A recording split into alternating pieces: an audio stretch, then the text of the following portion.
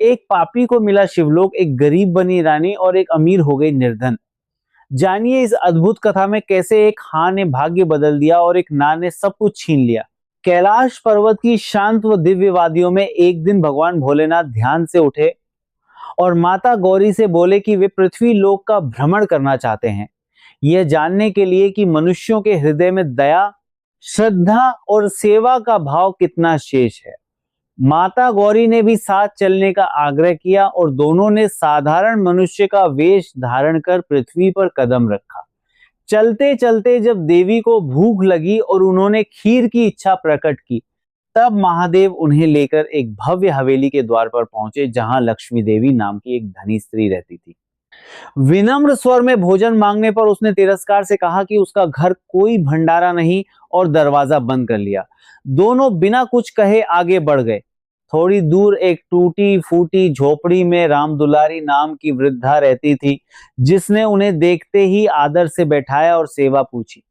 जब उन्होंने खीर मांगी तो वह क्षण भर के लिए विचलित हुई, क्योंकि उसके घर में अन्न का दाना भी न था, पर उसने विश्वास के साथ उन्हें बैठाया और रसोई में गई। पहले तो सब खाली दिखा, पर महादेव के संकेत पर जब उसने पुनः देखा तो वहां दूध, चावल और मिश्र से भरे पात्र सजे थे। उसकी आंखों से आंसू बह निकले और उसने प्रेम से खीर बनाकर उन्हें परोसी। भोजन के पश्चात जब वे जाने लगे तो उसने संकोच से कहा कि बची खीर किसे खिलाए, उसके पास तो कोई अपना भी नहीं।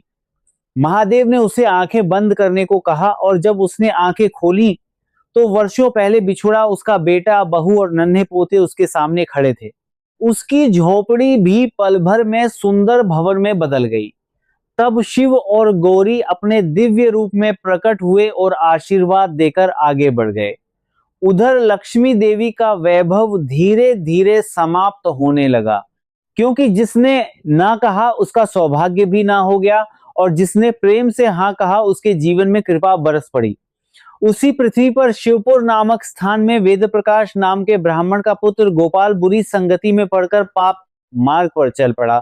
झूठ, चोरी और अधर्म से उसका जीवन भर गया और अंततः परिवार ने उसे त्याग दिया।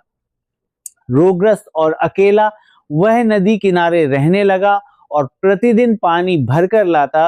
अनजाने में मार्ग की एक दबे हुए शिवलिंग पर जल टपकाता रहता। उसे पता भी न था कि यही जलाभिषेक उसके पापों को धो रहा है। एक दिन वहीं उसके प्राण निकल गए और यमदूत उसे ले जाने आए, पर शिवगण प्रकट हुए और बोले कि अनजानी भक्ति भी ईश्वर को स्वीकार है।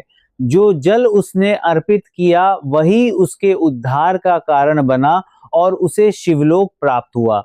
समय बीता, 1 वर्ष भयंकर सूखा पड़ा। लोग प्यास से व्याकुल थे। धरती फटी हुई थी। माता गौरी का हृदय करुणा से भर उठा। उन्होंने देखा कि एक किसान पानी न होते हुए भी खेत जोत रहा है ताकि परिश्रम की आदत न छूटे। देवी ने युक्ति से महादेव को शंख बजाने को प्रेरित किया। जैसे ही शंखनाद गूंजा, बादल उमड़ पड़े और वर्षा से सूखी धरती हरी हो उठी। लोग जयकार करने लगे।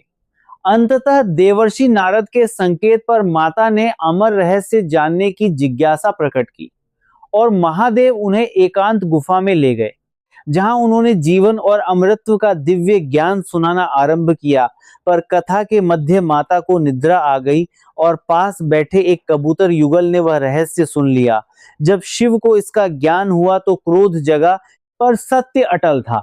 जो अमर कथा सुन ले वह अमर हो जाता है। अतः उन्होंने उन्हें आशीर्वाद दिया और वही गुफा कालांतर में अमरनाथ के नाम से विख्यात हुई। इन सभी घटनाओं में एक ही सत्य प्रतिध्वनित होता है कि दया, श्रद्धा और सच्चे भाव से किया गया छोटा सा कर्म भी ईश्वर की असीम कृपा को आकर्षित कर लेता है और भोलेनाथ की कृपा जिस पर बरस जाए उसका जीवन दुहक से प्रकाश की ओर, अभाव से समृद्धि की ओर और मृत्यु से अमरत्व की ओर बढ़ जाता है। भोलेनाथ की कृपा पाने के लिए वीडियो को लाइक करें, कमेंट में हर हर महादेव लिखें और ऐसे ही पौराणिक रहस्यों के लिए व्योम पौराणिक कथा संसार को अभी सब्सक्राइब करें।